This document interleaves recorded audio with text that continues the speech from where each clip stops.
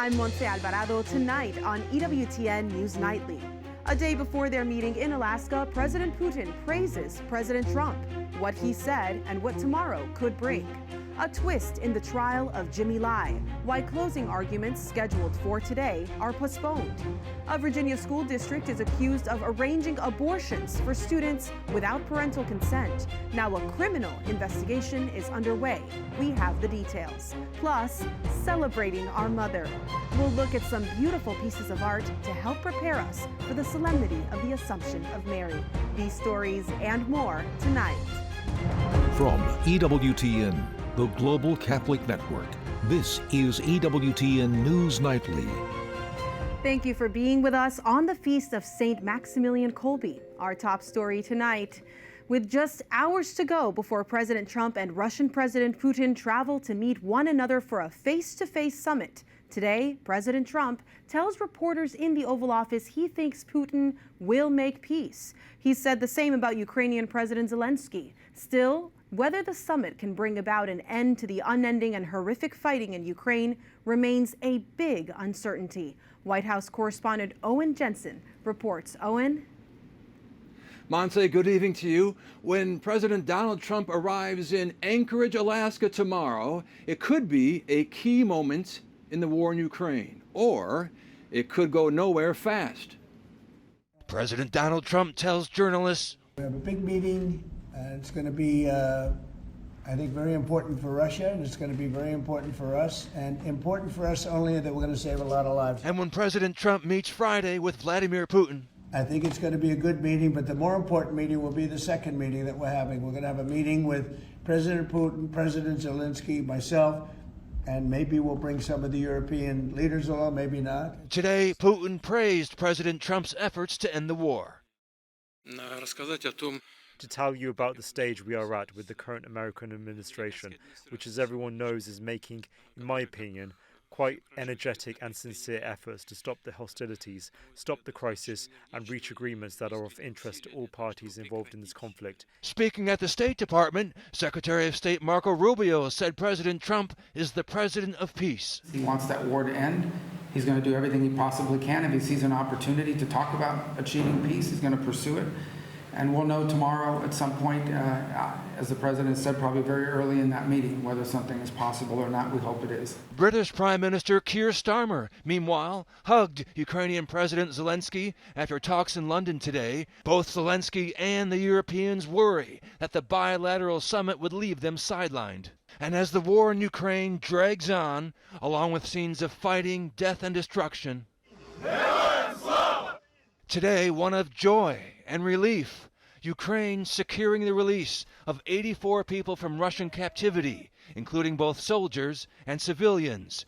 Ukrainian POWs arriving in buses and greeting each other. Russia saying it too had received 84 soldiers as part of a prisoner exchange. President Trump believes Putin would like to see a deal. And President Trump also adds that if he were not president, that Putin would take over all of Ukraine.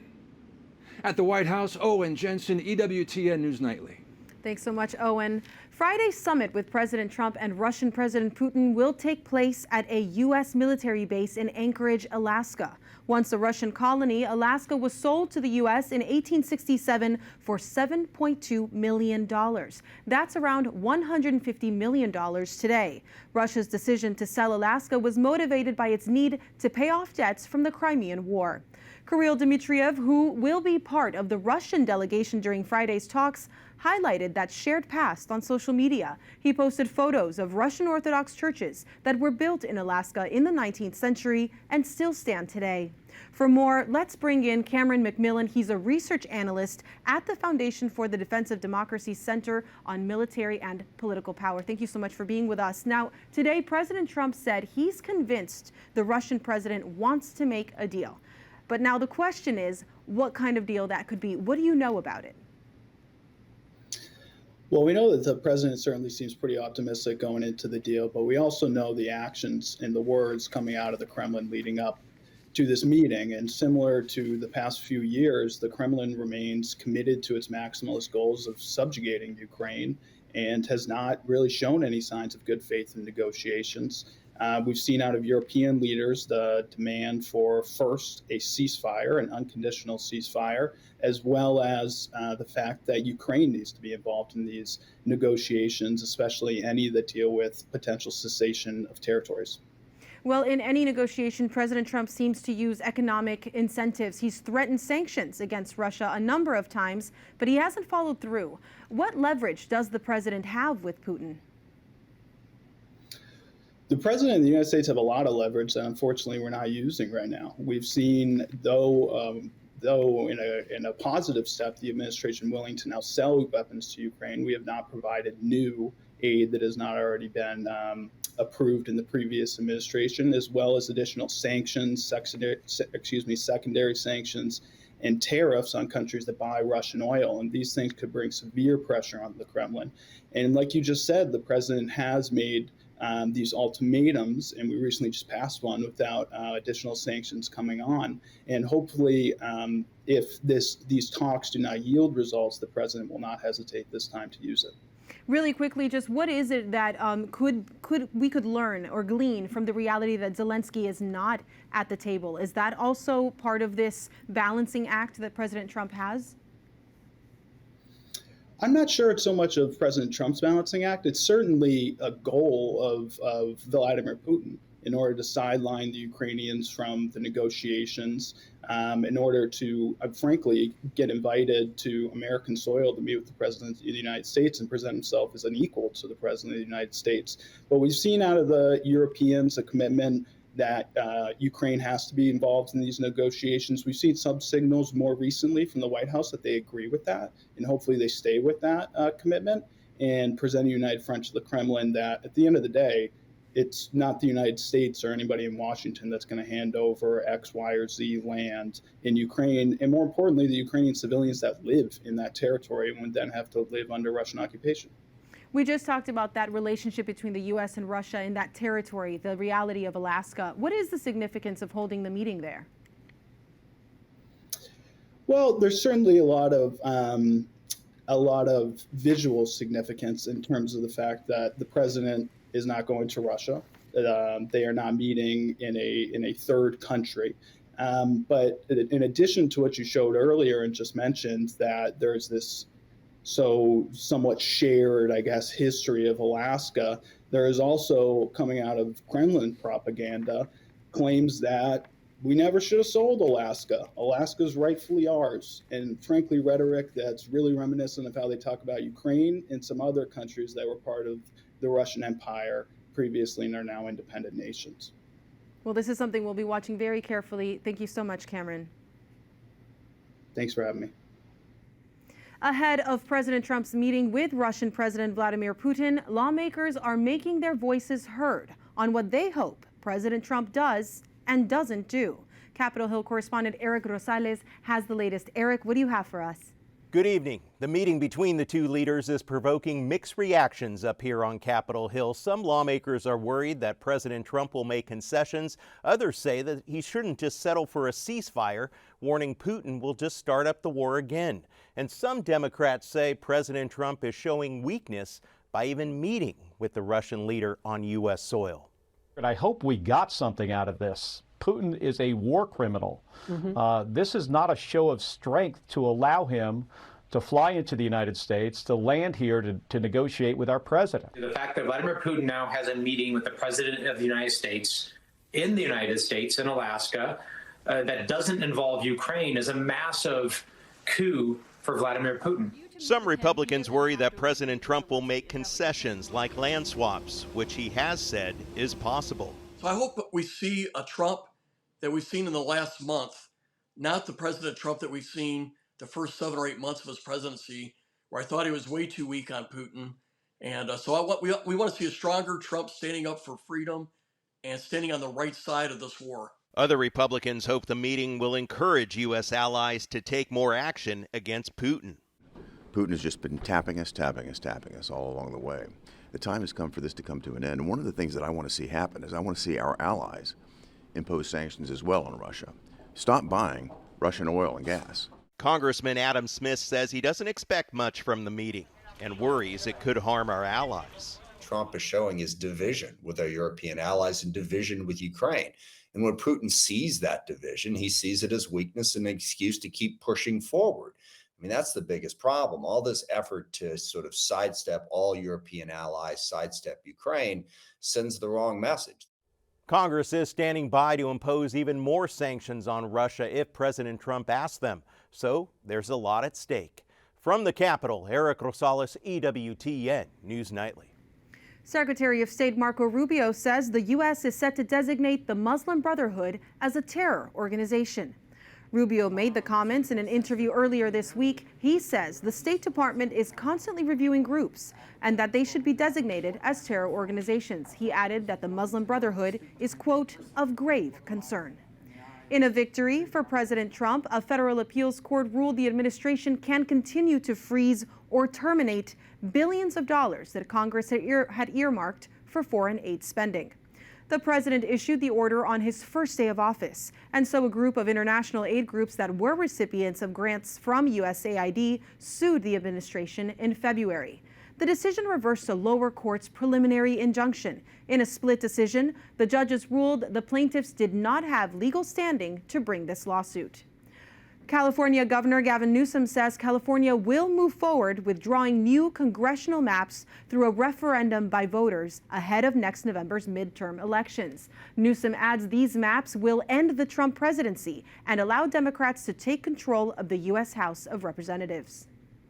We're asking the voters for their consent to do midterm redistricting in 2026, 2028, and 2030 for the congressional maps to respond to what's happening in Texas, to respond what Trump is trying to excite.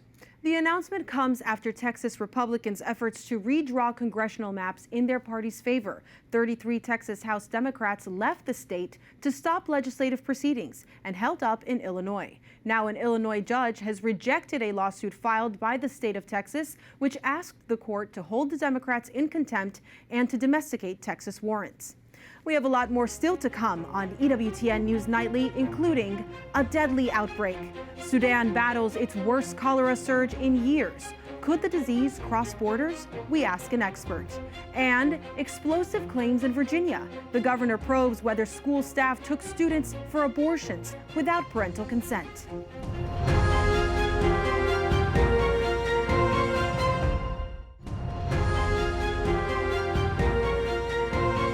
Closing arguments in the national security trial of pro-democracy advocate Jimmy Lai in Hong Kong have been delayed by a typhoon.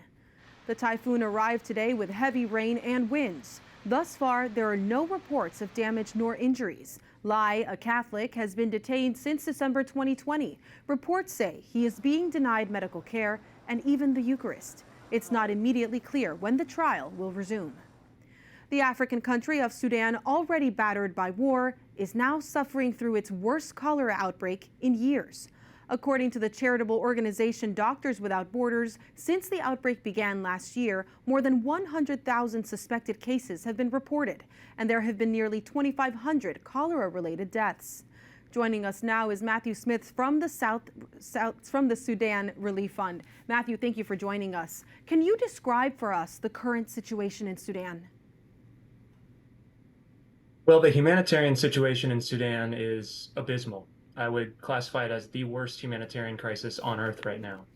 A lot of that's being driven by the massive displacement of people due to the ongoing civil conflict between the RSF, the Rapid Support Forces, and the SAF, the Sudanese Armed Forces. And the massive amount of displacement is leading to terrible health outcomes like we've seen recently with this cholera outbreak, which is mainly due to bad water or contaminated food.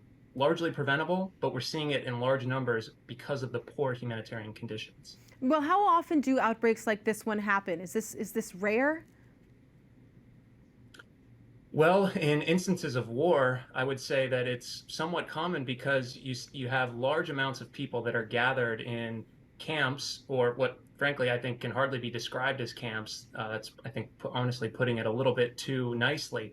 It's just large amounts of people gathered together with little to no sanitation, little to no clean water. And so what you see then is a very quick and rapid spread. It happens very quickly, and once it starts spreading, if there is not an immediate response, it can just spread like wildfire. You mentioned that Sudan is in the midst of a civil war, and we've reported on that over the last couple of weeks. Many refugees have fled to the city of Al Fasher, close to the town of Tawila, a hotbed of this outbreak. Could we see the number of cases spike because of these moves? Absolutely. We're seeing, even closer to the border of South Sudan, we're seeing cholera outbreaks, and I think it's largely due to this movement of people that you just referred to. Oftentimes, people are just trying to escape a bomb falling into their home, and so they leave and often find themselves in these terrible camps with deteriorating humanitarian and health conditions, and they're willing to take the risk. And so we're seeing all across Sudan, we're seeing that cholera spread pretty quickly. What's being done there to provide aid, to provide relief?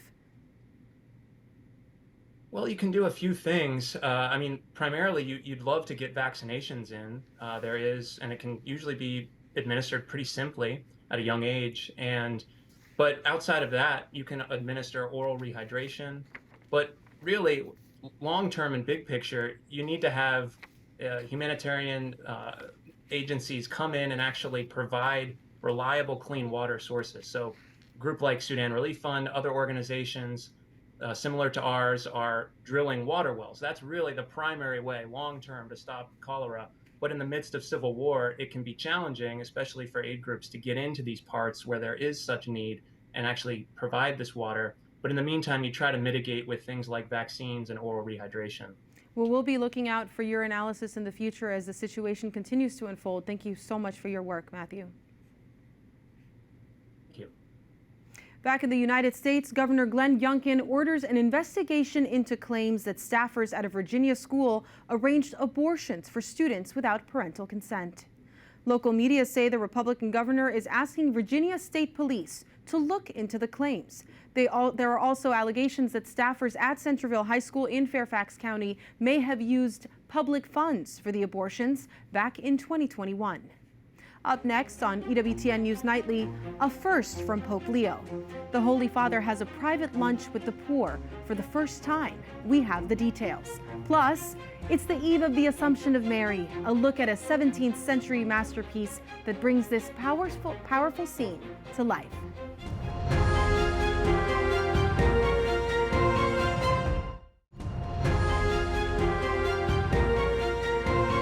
For the first time, Pope Leo XIV will be hosting a private lunch with people experiencing poverty at his summer residence in Castel Gandolfo. EWTN Vatican correspondent Valentina Di Donato met with some of the people that are eagerly getting ready to welcome the Holy Father. I'm very emotional because it's the first time I will be near the Pope. So I think it's a beautiful thing. It will be beautiful that he will be with us, quote unquote, poor. Maximiliano lives on the streets, not far from Castel Gandolfo, the Pope's summer residence. On Sunday, he will dine with his new neighbor, Pope Leo XIV, along with 100 other people experiencing poverty. They were just told about the Mass and private lunch with the Holy Father, so they are cleaning and putting the final touches on their little chapel of the Madonna of the Streets to get ready for the big event. Caritas Albano is the diocesan charitable agency coordinating the event. And the director tells me the plight of the poor is more stark than meets the eye. The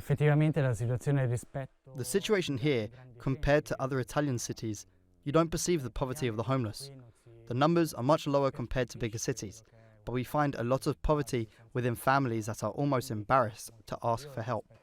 Sunday will be the first official meeting that the Holy Father will have with the needy and the struggling. They will have an opportunity to share their life stories and their hopes. There are many things I would like to tell him.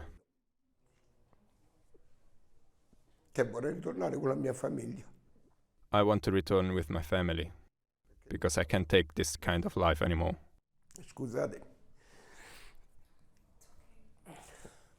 Just this. I wouldn't want to ask for anything else.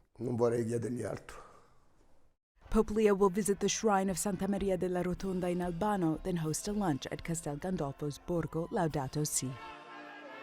All of this was organized after the Bishop of Albano, Vincenzo Viva, spoke directly to the Pope about this wish of the Caritas. Il Papa mi ha risposto in un incontro personale. The Pope answered me in a personal meeting and said he was very happy for this meeting, and so gave me the assignment to organize with our Caritas with very little time.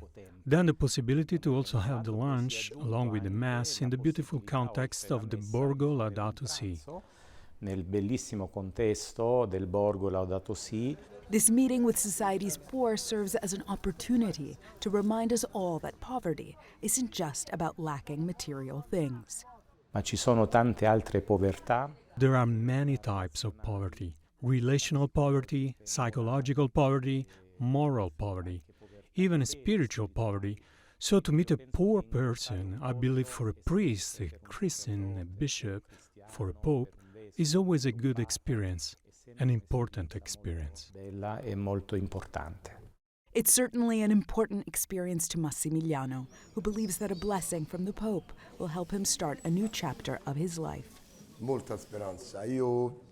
I have a lot of hope. If the Pope gives me a blessing, I should start working in September.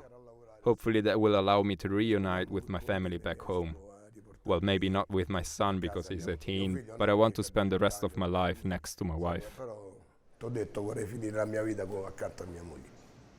In Rome, Valentina Di Donato for EWTN News Nightly. Tomorrow is the solemnity of the Assumption of the Blessed Virgin Mary. The scene has been depicted throughout the centuries in artwork. And as a preview, Tara Mergener spoke with Jem Sullivan, author of The Beauty of Faith, for her analysis of a masterpiece dating from the 17th century. And for more, we turn to Jem Sullivan, Associate Professor of Practice at the Catholic University of America and the author of The Beauty of Faith. Jem, great to have you back. Before we start talking about this particular painting, I'd be interested to know, how long has the Assumption of the Blessed Virgin Mary been depicted in artwork, and what are some of the oldest examples you can think of? Thank you for having me, Tara. It's great to see you. It was Pope Pius XII who in 1950 formally defined Mary's Assumption as part of Catholic doctrine. But well before that, belief in Mary's Assumption was part of Catholic devotion for centuries. And from that long-held devotion, there were painters and sculptors, musicians and poets who brought to life, in paint and stone, song and in word, the Catholic belief in Mary's Assumption. So well before its formal definition by the Church, we have many beautiful hymns and works of art that reflect on Mary's Assumption.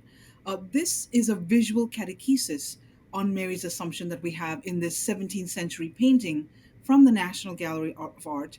That's just one example. About this painting from the studio of Peter Paul Rubens, what is the artist trying to tell us about the Assumption of Mary? So this sketch by an anonymous artist is based on an altarpiece created by Peter Paul Rubens, the master Baroque artist of the 17th century.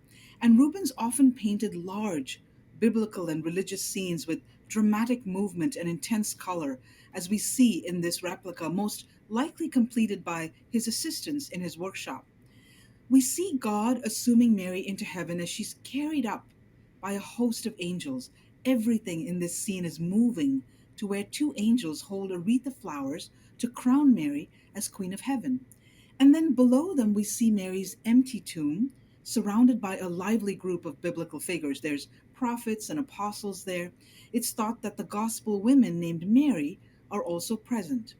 And then we see one of the apostles standing with his arms outstretched, raised to heaven in praise of God. And his perspective is meant to be our perspective as we join the Church's celebration of this sacred moment when Mary's earthly life draws to a close and she's assumed to heaven. Wow. Well, how do you think we should view this masterpiece today? Are the themes from the 17th century still relevant as we speak? Sure. You know, the Catechism of the Catholic Church tells us that God's work of assuming Mary, body and soul, into heaven continues God's great work in Mary's life. We know that Mary was the woman God chose to bear his divine son, Jesus. So in a way, Mary's entire life, from her Immaculate Conception to the Annunciation, to the birth, death, and resurrection of Jesus to the moment of Pentecost. All of it was preparation for the Assumption of Mary. It was God's gift to Mary at the end of her earthly life. And so the artist's vision is reminding us that God desires that we follow in Mary's footsteps by our witness to faith as disciples of her Son, so that we too may join in that joyful praise of God, who is Father, Son, and Holy Spirit, in the company of the angels, the saints, and Mary, Mother of God, Mother of the Church, and our Mother in faith. Wow, Jem, amazing insight and information. Thank you so much. Jem Sullivan, Associate Professor of Practice at the Catholic University of America and the author of The Beauty of Faith. Thanks for joining us. You're most welcome, Tara. Thank you. And today is the feast of St. Maximilian Kolbe, and we'd like to toss it over to EWTN's employee chaplain, Father John Paul Mary, to tell us more about the heroic Franciscan. Your addiction has taken control of your life? Check out this intercessor, first-class relic of St. Maximilian Kolbe. In Auschwitz, the Nazis had tried to starve him to death, not giving him food and water for weeks. And after trying to starve him, they actually pumped his veins full of carbolic acid, ultimately killing him. And after that, they took his body and burned it in Auschwitz. So there was not any first-class relics of him left, besides hair that one of the friar barbers had saved after a haircut. Amazing. We ask his intercession upon you, all those who are caught in any type of addiction in life. May his intercession free you in Jesus' name, the Father and the Son and the Holy Spirit. Amen. And we thank you for watching tonight. Remember, you can follow us on social media, Facebook, X, and Instagram at EWTN News Nightly. I'm Montse Alvarado. Good night, and God bless you.